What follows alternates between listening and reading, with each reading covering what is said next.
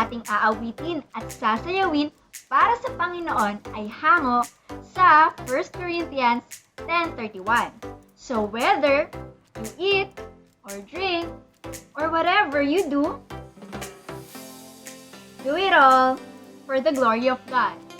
Kasi if we do anything and everything for the glory of God, we will also learn how to be thankful at makontento sa kung anong meron tayo.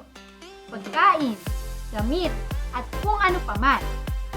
Now, let us join our friends, Ate Russell, Sha, and JC in singing Do It All for the Glory of God.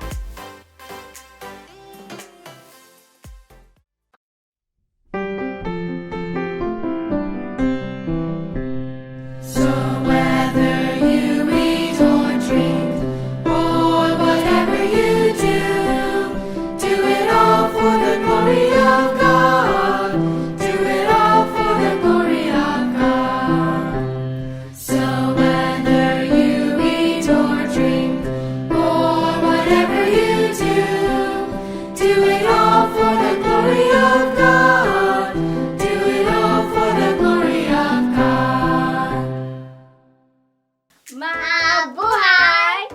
Hi, it's me, your Ate Telly. And I'm Sha. We are CECE. Don't forget to subscribe, like, and share our videos po.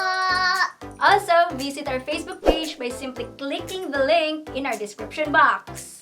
Salamat po!